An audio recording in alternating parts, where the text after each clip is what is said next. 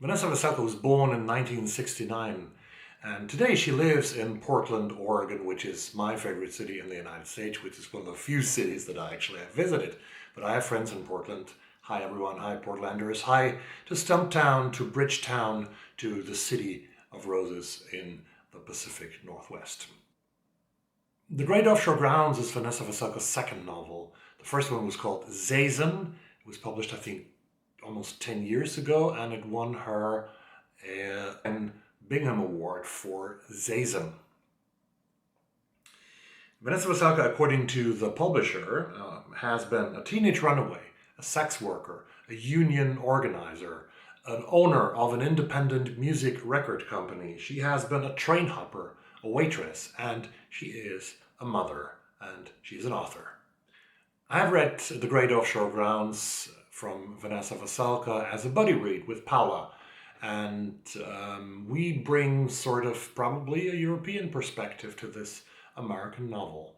We did it as, these videos are in deep conversation, which is a segment that Sarah from Hardcover Hearts from the United States has developed, and Paula has kindly asked Sarah if she would be okay us copying this segment, and Sarah said, okay, do it. And thank you very much, Sarah. And everyone who doesn't yet subscribe to the channel of Sarah, Hardcover Hearts, I link it down below. Please subscribe to her channel, and please also subscribe to Paula's channel, Draw Your Book. Two great booktubers. If you want to follow the conversation that Paula and I have about the book, you should go to Paula's first video about it, to the first part of this conversation, which is linked down below. Paula asked me some questions, which I will answer, and I will give some more questions for Paula to discuss, and she will make the final video, the third video, of In Deep Conversation about Vanessa Veselka's The Great Offshore Grounds. And a final warning, this video contains spoilers. So I think In Deep Conversation is only possible if you're able to talk about all of the novel, even about things that happen in the plot and that might be a spoiler for those who haven't read it. So if you haven't read Vanessa Veselka's The Great Offshore Grounds yet, please do so. Get a copy from your independent bookstore. Read it. It's worthwhile reading. That we can say in the beginning of that second video here. And Paula already said it in her first video. So get a copy. If you have read The Great Offshore Grounds, come back to these 3 videos and you will have a lot of questions to discuss with us about it, hopefully. So now, after a pretty long introduction actually, let's get started.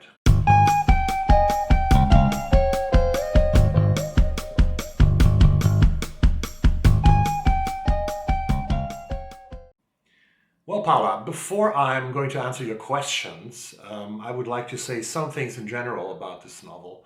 When I picked The Great Offshore Grounds, I once read what the publisher has written about the book, what it is about, but when I picked it up, actually, when I got it in the mail, I didn't know so much about it. I saw the cover, and I see this, well, I saw the cover, I see the sea, storming sea here, and probably these are sharks. I don't know what that is, actually, probably the parts of the sharks in the sea, I don't know. I didn't know much about it, and I was a bit of stunned by the mysterious title, The Great Offshore Grounds. But getting deeper and deeper into this 434-page novel got me really excited, and I liked it more and more. This is a great adventurous novel. This is a road movie. I love road movies, and I love road movie books. And actually, this book reminded me of a book that I have raved about in this channel, that I have read as an advanced reader's copy from Counterpoint and NetGalley. That is The National Road by Tom Zollner, because Tom Zollner has also done a lot of road trips through the United States, and he's writing about this in his book, The National Road Dispatches from a Changing America. So now I get to your questions, Paula. And the first question you asked me was, what did you make of the characters? What did you think of the characters? Did you like them? Did you find them well developed, yes or no? The main characters are the 2 half-sisters, are Livy and Cheyenne, And as you have rightly pointed out, Cheyenne might be a reference to the Native American people. There is also, of course, two more characters that are important, that are in the center of the novel, are Essex. Essex is a young boy from a very disturbed family, even more disturbed than Livy's and Cheyenne's family, which comes to their family when he's like 17. He's a few years younger than Cheyenne and Livy, and he has sort of a crush, I think a lifelong crush, more or less, on Cheyenne. And there is Kirsten, the mother who raises the three children in more or less great poverty and in problematic, not in problematic circumstances actually, but in poverty, in poor circumstances. Also, there are so many other characters in the novel, small, who get 1 page or 3 or 4 or 5 pages in the many adventures that our characters are going through. For example, there is a scene when Essex travels with Cheyenne through the States again. I think they go from North Dakota back to Seattle, and they want to sell a brass bed that Cheyenne has gotten from her former ex-husband Jackson, and they want to sell the brass bed. And then there is a man who comes with a metal homemade teeth and offers them $100 for the bed. This is one of the many side characters that also make this whole picture of this whole portrait of America. There's also the character that I really liked in the whole chapter, a chapter that is called Metal Slovakia, where Cheyenne is alone. She has just crushed her car, or a car was crushed horribly in a tornado, totally destroyed. She walks around in Texas somewhere, and she finds this strange guy living in a trailer, and he is beside the trailer. He's trying to build a castle, which is like a lifetime project. He builds a castle out of old metal pieces that he finds somewhere, and he accommodates Cheyenne for, I think, 1 night in the trailer. And Metal Slovakia is one of the examples, one of the many stories in that book that give you a lot of side characters that sort of enhance the picture of America that Vanessa Veselka is painting. All these characters that we meet are struggling. They're struggling from day to day, not only from paycheck to paycheck, as it is often said in American election campaigns now, but they're really struggling from day to day to find food, to get health care, and to survive in this enormous country that also threatens you with its enormous, beautiful, but also very dangerous nature, with storms and seas and rocks and mountains and everything. Kirsten is the mother.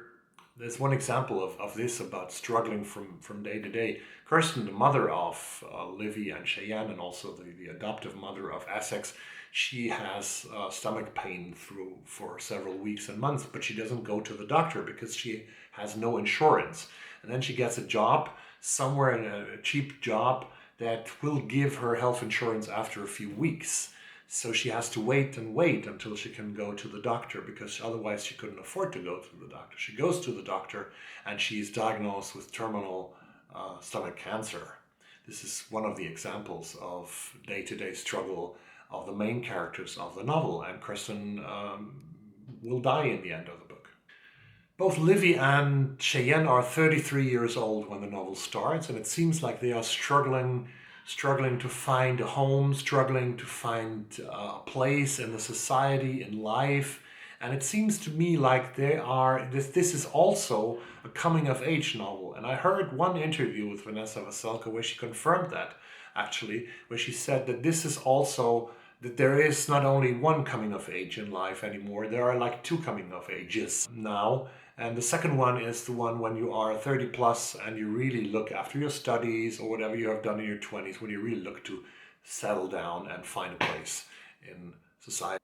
So instead of, but Cheyenne and Livy, they are extremely far away from that ideal that we very often see in America. They're very far away from living in a beautiful suburban home and being a soccer mom, caring for the 2 or 3 children with that beautiful husband that really allows them to be a stay-at-home mom. That is not the life of Cheyenne, and Livy, not the life of the characters in The Great Offshore Grounds by Vanessa Veselka. Essex, the stepbrother of the 2, he goes to the Marines, he becomes a soldier, and he doesn't become a soldier for many reasons. We always hear that the Americans in America loves its veterans, America loves its military, loves its soldiers because they do the service for the nation, they do the service to protect the country, to protect the flag, and to protect the national anthem. But Essex in this book, the character that goes to the Marines and ends up in North Carolina, he doesn't go to the army because of any of these reasons. He goes to the army because he knows they will put a roof above his head, they guarantee a roof, they guarantee him food on the table, and they give him health insurance. And he finally marries actually Cheyenne to give even her the benefits of a credit card that he gets from the forces and the benefits of a wife of a soldier of the American army. So that's the reason why Essex becomes a soldier. Livy, the third main character in the novel, she earns her money mostly on boats, on fishing boats. She's actually doing a job that is, I think, regarded pretty much as a man's job. She is in the hard weather out on the sea, and she's working almost exclusively with men. And there's no illusion of American dream either in her life. And finally, while going to Alaska on a boat, she gets raped by the captain of her boat, and she flees the boat on a remote island in Alaska, and struggles hardly with that and tries to come back to life. And that's when she meets Sarah, which is maybe a little greeting to Sarah from Hardcover Hearts, a character named Sarah, who becomes her great big love. So finally, I think, yes, I do love the characters because they feel much closer to me than many of the characters in so-called campus novels, like, for example, Real Life by Brendan Taylor, which I had to put away because I couldn't connect to the characters. I connected a lot to them because I come from a working class family, and I have this sort of, probably some people would call me left-wing, have this more look at the world where I want to have a good life for each and every one of us, where I want to care for the American people, for the 99%, as Vermont Senator Bernie Sanders would say. Bernie is my man. So I can connect to these characters. I think they are Bernie characters, more or less. I don't know if Vanessa Veselka would see her, because I said they're Bernie characters, if Vanessa Veselka would see this as a political novel, but I think deeply in it, without mentioning politics, it is a political novel, because this is about the people who struggle from day to day, from month to month in their lives, and who are not able to live the American dream. So this is a book about the 99%. The only character I couldn't connect to actually is the father of Cheyenne and Livy, Cyril, who is marrying a beautiful Asian American woman, younger than Cheyenne and Livy in the first part of the book, at the great wedding where they are. And I think Cyril is one of the few, is the only character of the 1%. It is Cyril who sends them, who tells them who their other mother is. Paula told you about this. And he sends them on that quest to find, I think, is it Anne first, the name, and then Justine, to find her in the American East, in the eastern parts of the United States. But despite being poor, I think Cheyenne, Kirsten, Essex, and Livy, they are very decent people, and they're great people. And they are the people who make this country, and that's all the other people they meet on the road throughout the country. They are America. Sounds very pathetic, doesn't it? The second question is what I think of this novel and its portrait of America, its landscape, aspects of feminism, and the American dream. That was your second question, Paula. I think, yes, this is truly an American novel. And if I have read a truly American novel with America as the sujet, maybe even America as a character behind all the characters, then it's The Great Offshore Grounds by Vanessa Veselka. I haven't read Herman Melville's Moby Dick yet, and you said also, rightly so, that there are references to Herman Melville's Moby Dick. The name Essex comes actually from a fishing boat, actually. The Great Offshore Grounds is something that I think even, as you said, Melville's crew and Moby Dick was looking for. And this reminds me of my studies actually in Aachen many, many years ago, when I studied American literature, and we had this wonderful professor from the University of the Pacific in Stockton, California, Alan J. Hansen, rest in peace, my dear friend. He taught us actually there were two novels, according to him, that were central for American literature in the 19th century. And this is Moby Dick by Herman Melville, and the other one, which he said is the origin of all of American literature, is Life and Adventures of Huckleberry Finn by Mark Twain. Well, anyway, come back to Vanessa Veselka right now. I think that from that knowledge that of course Vanessa Veselka knows a lot more about Moby Dick than I do. She has very well so chosen the title and all the references in the book, and she knew also that it has a central meaning in American literature.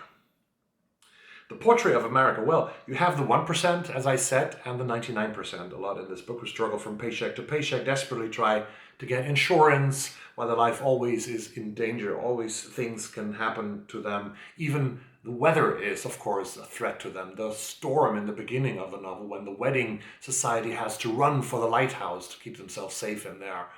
That's also, then we have lots of storms on the ocean, where Livy is struggling on the boat, and where she's in danger. I actually read that Vanessa Veselka has volunteered. She worked 1 month on a fish, I think not on a fishing boat, but on a sailing boat. And she also climbed up there, where I would never climb. My God, I have a vertigo. I couldn't do that ever. But Vanessa has told that in a story, I think in an interview, when she said she was also above the sea and she could see the storming sea, like moving like this, and under her not the planks of the ship, but the sea. And that's also something that Livy experiences here. So this is also America: the sea, the nature, the storms, the mountains, and everything. There's the tornado in Texas that Cheyenne experiences when her car gets totally crushed. So Vanessa takes her and our characters on at least 3, maybe 4 road trips throughout the whole United States. And that reminded me of Tom Zollner's The National Road. The descriptions are amazing. The descriptions of nature, both on land and at sea. And I wonder really if Vanessa has also done the road trips on the streets of the United States, if she has traveled everywhere. She has, yeah. And I want to read you a part of that road trip from the book, from page 61. And I think here's also something for our friend Supposedly Fun, Greg. If you ever see this video, I think we start where you live. A few hours past Missoula, the land changed again, flattening and turning brown, scoured by wind. They crossed the Yellowstone River, then followed it as it ran north by northeast, fed by the Yellowstone Lake. It had poured over the falls and through the Black Canyon before they ever knew it. Past Billings, the Yellowstone joined the Bighorn, which carry with it the Little Bighorn and the Tongue. As they drove, they saw signs for reenactments. They saw signs for reenactments. Custer. Stand with or against, your choice. And they heard talk in the rest area of a magnificent new state-of-the-art rail created from nothing but investor money and high-interest loans. Then they came to the great Powder River, which was fed by the Little Powder, as well as oil from pipeline breaks, Red Cloud's War, and benzene as it joined the Yellowstone.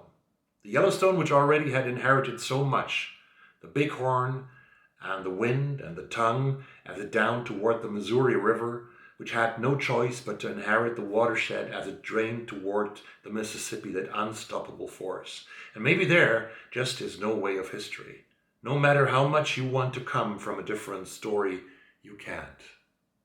And those 2 sentences in the end of that paragraph.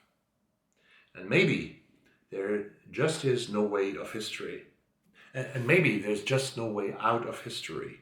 No matter how much you want to come from a different story, you can't. Vanessa Veselka's beautiful descriptions of landscape in her book, The Great Offshore Grounds. Actually, these descriptions, when I read these descriptions, the land, I'm not a sea kind of guy, I'm a land kind of guy, but these descriptions of the land, they make me want to hop on a plane, go to Amsterdam, where I usually use it as my hop with KLM to the United States when I go to North America, go to Amsterdam, take a plane to Seattle, take a train, take the great big Emperor, and go all the way to Chicago.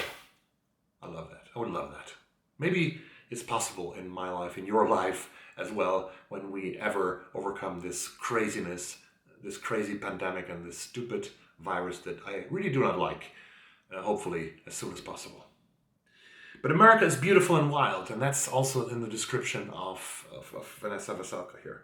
But America is also cruel. In the 19th century, there was the dream of the new frontier in the West. You had to go west, and there was also always something new. There was space, there were chances, there were dreams to come true if you just went west. And like Lewis and Clark did on the famous Oregon Trail, they went west to discover the new frontier in the West. But there is no new frontier anymore.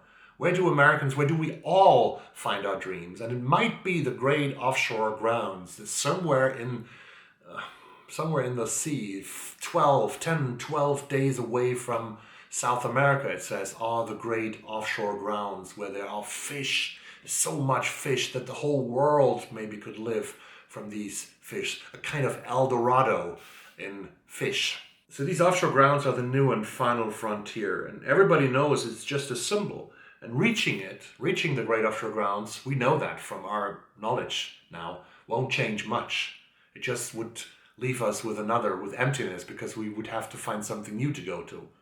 What's the next goal after the new frontier, after the great offshore grounds? What's the next where we can go to? The moon, the Mars? Yeah, they go to Mars right now.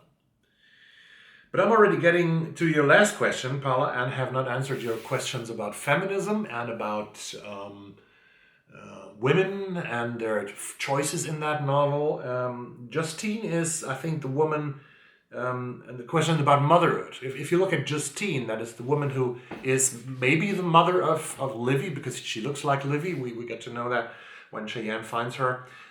Justine is the woman that has decided to give birth to the child she is pregnant with, but she doesn't want to take care of the child. So she leaves the child, which is actually a death sin almost for mothers. A mother who leaves her child and doesn't accept the life of motherhood. That is, in some societies, it's impossible. And in many societies, even in the more progressive societies, it's still an issue of discussion. She leaves her child. She doesn't want to take care of a child, want to raise it. She doesn't want to live the life of a mother. Instead, she lives the life of a Buddhist somewhere in an enclosure in North Carolina. So that is a question, of course. Is that legit to do? Kirsten lives, the other mother, Kirsten lives in a coven in Seattle. I had to look that up. A coven is apparently a gathering of a couple of witches. Formerly it was something like that. Women who did not surreal things, but who did alternative things, who lived together without men probably. And they were too young, because she's in her 50s in the book, they were too young to have been hippies in the 1960s. So they were more like post-hippies, those women in the coven. And they even have a radio station. So when Kirsten dies of stomach cancer, which is very sad, of course, they make an obituary to her on the radio station, on the radio show. And for the first time in the history of the radio channel, in decades, they decided to play the favorite songs of Kirsten's life. And there are some songs sung by men. And this is the first time in decades that they, for the first time, play songs sung by men on that channel. That's a little bit, I think it was a little ironic of Vanessa Veselka to do that story. But she loves those characters and she treats them very well and very fair. But she also makes a little ironic turn here. His work on the fishing boat is pretty obviously very unusual. I said that already. She lives and works in a man's world, and she gets even physically and emotionally abused in that man's world. And finally, one of the most horrible things happens to her. She gets raped by the captain of the boat. All of the three women characters, or even if we take Justine as a side women character, supporting character, live more or less on their own without men. Cheyenne gets married. She was married to Jackson, has divorced him. She gets married to Essex, but from her side, it doesn't seem to be the big love in capital letters. I think Essex seems to have a crush on Cheyenne, but Cheyenne she has sex with Essex, which she doesn't want to have in the beginning, but they seem to enjoy both of them, and but she hasn't really she doesn't get the turn to accept Essex, to take Essex as her wedded husband in a normal, I think, normal relationship. What is normal? You know, all things are conventions, of course. Don't get me wrong. Your final question, Paula, points to the title of the novel, The Great Offshore Grounds, and the symbolism that Vanessa Veselka is working with, like with the ghost of Sir Walter Raleigh and the ghost of Lieutenant General John Lejeune. The title is great. I loved it. I said already the thing about the new frontier that I have learned, that I have understood, I think, when reading this, when understanding this. The other things I didn't get so much of, I have to say that, I have to confess that. Sir Walter Raleigh, for example, he was a British businessman. He was traveling in the United States and in the South, and he is always showing up for Livy on her sea adventures as some kind of ghost that talks to her, that she sees somewhere. And Lejeune, the officer, the military officer, shows up for Essex as some kind of assistant character to him.